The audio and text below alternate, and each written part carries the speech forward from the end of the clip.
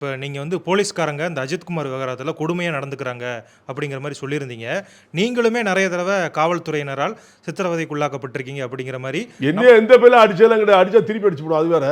அதாவது உங்களுக்கு வந்து மன உளைச்சல் கொடுத்த மன உளைச்சல் பண்ணி பொய் வழக்குகள் போட்டாங்க, அப்படி சொல்லுங்க. அதான் அதை பத்தி பொய் வழக்குலாம் கணக்கு கிடையாது. உங்க ஊர்ல கூட தான் பொய் வழக்கு போட்டாங்க, தண்டாமனார் போட்டாங்க. நீதிமன்றமே தப்பு பண்ணிச்சங்க. காவல்துறை இல்ல சாட்சியே இல்லாம தண்டனை கொடுத்தான அந்த நீதிபதிக்கு என்ன தண்டனை கொடுக்கறது? இதுவரைக்கும் என்ன சட்டத்தில் எந்த வச்சிருக்கானோ? என்ன சுப்ரீம் கோர்ட் நிரபராதினி விடுதலை பண்ணியிருக்கான்.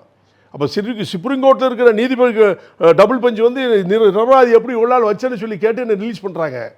கீழ்கோர்ட்டில் ஹைகோர்ட்டில் ஏன் கொடுத்தீங்க? அரசியலுடைய நிர்பந்தம். யான் பண்ணுறதுக்கு தண்டனை கொடுக்கணும், அவ்வளோதான் பார்த்தான். சட்டத்தை பார்க்கல அவங்க.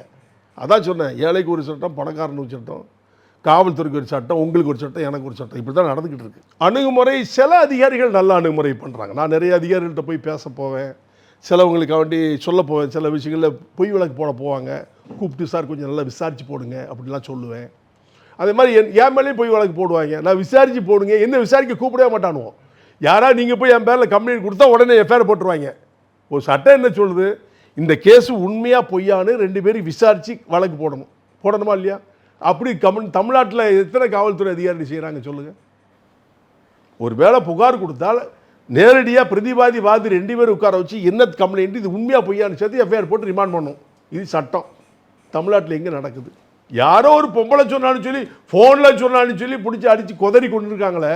அப்புறம் சட்டத்தை பற்றி எப்படி பேசுறது? நீங்களே சொல்லுங்கள். சட்டமே இல்லைன்னு சொல்கிறேன். தடி எடுத்தவன் தண்டல்காரன், அவ்வளோதான்.